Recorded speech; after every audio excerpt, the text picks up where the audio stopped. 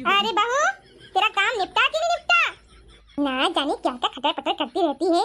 Mummy जी, मेरा सारा काम खत्म हो गया। मम्मी जी, अब मैं चलती हूँ। अरे तू कहाँ चल दी?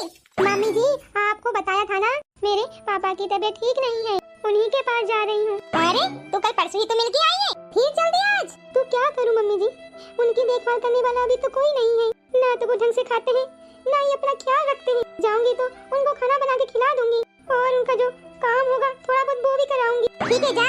ये तो रोज का सिर दर्द हो गया। मम्मी, आज तो भाभी ने आने में ज्यादा देर न कर दी। मैं भी रोज की रोज परेशान हो गई हूँ इसके मायके जाने से। अरे पता नहीं कब ठीक होगा इसका बाप। अरे क्या बोल रही हो मम्मी? भाभी मजबूरी में जा रही हैं। अरे वो कोई पार्टी बनाने थोड़ी जा रही हैं। मानती हूँ वो पार्टी करने नहीं जा रही है, मजबूरी में ही जा रही है। पर ऐसे रोज रोज मायके में जाना अच्छा लगता है भला? हद हो गई है। अरे वो बहू है और उसकी भी इस घर के प्रति कोई जिम्मेदारी बनती है कि नहीं? हाँ तो बीमार बाप को किसके सारे छोड़ के आएंगी? बेचारी भाभी की ना तो माँ है, ना ही भाई है और ना ही बहन है। अरे फिर कौन करेगा देखभाल उनकी? अरे अरे बाप रे, तू बड़ी तेजी बन रही है इसकी। अरे महारानी, अरे सारी जिम्मेदारी मायके की निभानी है, ससुराल की नहीं निभानी है तुझे। अरे क्या यार मम्मी जी, भाभी के आते ही तुम शुरू हो गई। मम्मी जी, क्या मैं माँ शौक से जा रही क्या? ऐसे समय में मैं उनका साथ नहीं दूंगी तो कौन देगा? उनकी देखभाल करने वाला मेरे सिवा इस दुनिया में है ही कौन? मैंने तो आपसे कहा था उनको यहीं ले आती हूँ, पर आपने मना बोल दिया। मार्केट जाने के। बस कर, ये रामायण मुझे मत सुना, 100 बार सुन चुकी हूँ। जा रात के खाने की तैयारी कर। जी मम्मी जी। मम्मी, ये कौन सा तरीका था भाभी से बात करने का? अरे एक तो वो वैसे ही परेशान है और ऊपर से आप उन्हें ताने सुनाने में कोई कसर नहीं छोड़ती हो। तो चुप रहे, मुझे पता है मैं क्या कर रही हूँ। हे भगवान, आपसे तो बात करना ही बेकार है। भाभी? हाँ दीदी।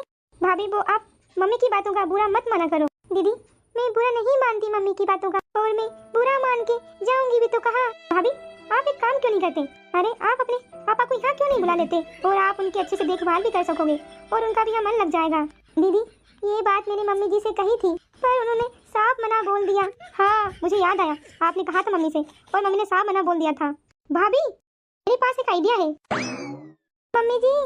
हाँ क्या है? मम्मी जी, आप शायद सही कह रहे हो, मुझे अपने घर के बारे में ही सोचना चाहिए। आखिर ससुराल ही मेरा घर है, ना कि मायका। मुझे ऐसे बार बार मायके नहीं जाना चाहिए था। मैंने चाचा के लड़के से बोल दिया, अब वो पापा के साथ ही रहेंगे और उनकी देखभाल करेंगे।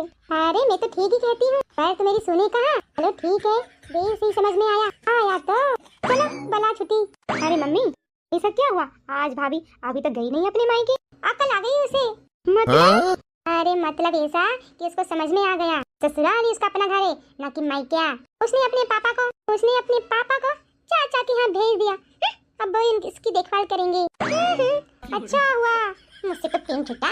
अरे मम्मी, पिंड नहीं छूटा, अरे जमीन जायदाद छूट गई। जमीन जायदाद यह कहो। जमीन जायदाद मतलब? अरे मैं आपको कैसे समझाऊं? मम्मी, भाभी कोई बहन है? नहीं। और भाई? वो भी नहीं है। तो बताओ मम्मी, उनके पापा के पास जो मकान है और जो प्रॉपर्टी है वो किसकी हुई?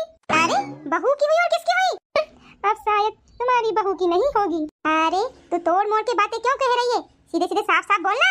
तो देखो, यदि भाभी उनके पापा की सेवा कर रही होती, उनकी देखभाल कर रही होती, तो कोई ऑब्जेक्शन उठाने वाला तो था ही नहीं, पूरी प्रॉपर्टी भाभी की ही होती। पर अब सेवा तो उनके चाचा के लड़के कर रहे हैं, तो बोलेंगे नहीं बहन, सेवा तो हम कर रहे हैं तुम्हारे पापा की, और प्रॉपर्टी के लिए तुम, ये प्रॉपर्टी तुम्हारी कैसे हुई?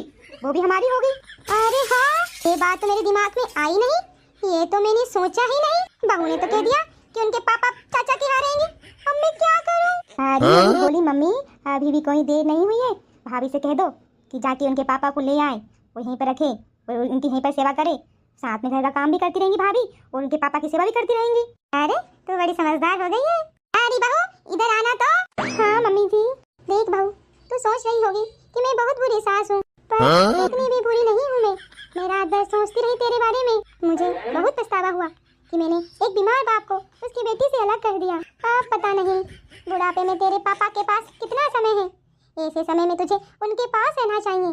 बहू तू एक काम कर, उनको यहीं पर बुला ले और यहीं पर रहकर उनकी सेवा कर, इससे तेरा रोज का आना जाना खत्म हो जाएगा और वो हम सबके साथ में भी रह लेंगे, उन्हें भी अच्छा लगेगा। जी मम्मी जी, जैसी आपकी मर्जी। भाभी अब आप खुश हो ना? हाँ दीदी, मैं बहुत खुश हूँ, ये सब आपके कारण ही हुआ है। आपका आइडिया काम कर गया दीदी।